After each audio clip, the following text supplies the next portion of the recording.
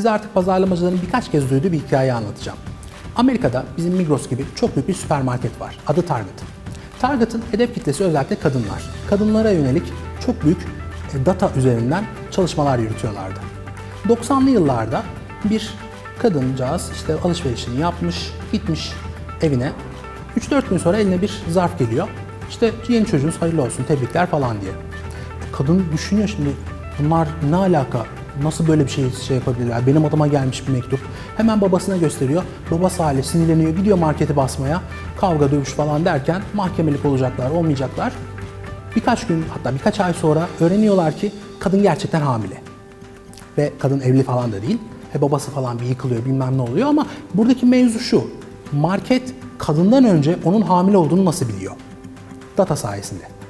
Kadının alışveriş alışkanlıkları değiştikçe market onun hamilelere yönelik olan alışverişlere daha yakın bir alışveriş yaptığını anlıyor ve bu gerçekten cesaret isteyen bir iş. Gerçekten kadının hamile olduğuna emin oluyor ve zarfı gönderiyor.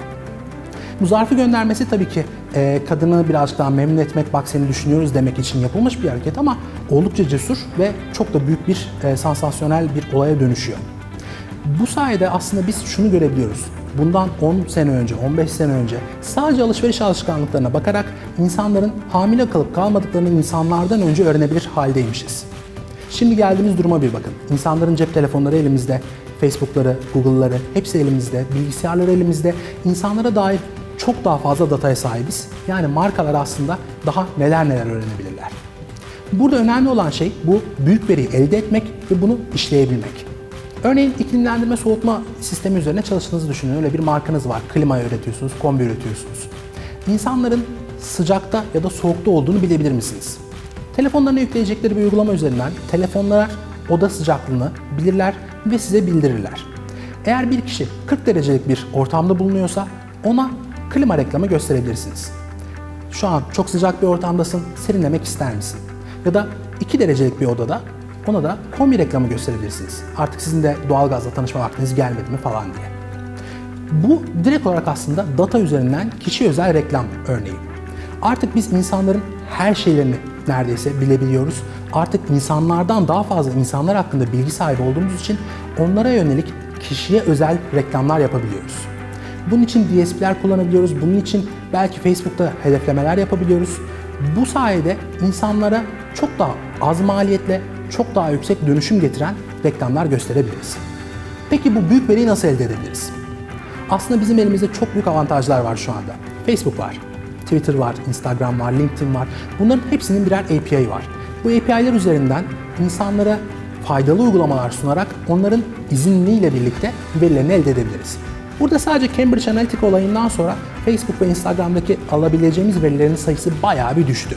Bu bir eksi puan olarak duruyor cebimizde. Mobil uygulamalar bize bu noktada çok büyük avantaj sağlıyorlar.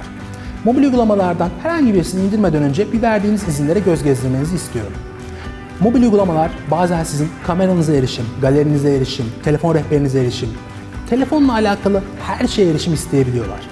Bu erişimler sayesinde, bu elde ettikleri datalar sayesinde size çok daha rahatlıkla pazarlama yapabiliyorlar. Bu markalar bu dataları yasak olmasına rağmen bazen satabiliyorlar bu uygulama sahipleri. Bu uygulamalar üzerinden reklamlar verilebiliyor. Bu uygulama üzerinden işbirlikleri sayesinde falanca şirket, falanca uygulamanın kitlesine reklamlar gösterecek şekilde anlaşmalar yapılabiliyor. Bu anlaşmalar sayesinde, bu data kullanımı sayesinde siz kişi özel reklamlar görüyorsunuz. Bizim de bu datayı daha fazla elde edebilmemiz için öncelikle mobil uygulamalar geliştirebiliriz. Facebook uygulamaları, Instagram uygulamaları geliştirebiliriz ve web sitemiz üzerinde insanların hareketlerini inceleyebiliriz. Özellikle üyelikli sistemlerde insanların hangi sayfaya girdiğini, hangi sayfada ürünlerini bıraktığını, sepette bırakma oranları, hangi ürünleri seçtikleri, hangi ürünleri satın aldıkları, bütün bu verileri toplayıp mobilden aldığımız, Facebook'tan aldığımız verilerle de birleştirdiğimizde anlamlı bir grafik elde edebiliriz. Bu yüzden büyük veriyi pazarlamada kullanmak aslında hiç olmadığı kadar bize avantaj sağlıyor. Çok daha düşük maliyetlerle çok daha yüksek geri dönüşüm sağlayabiliriz.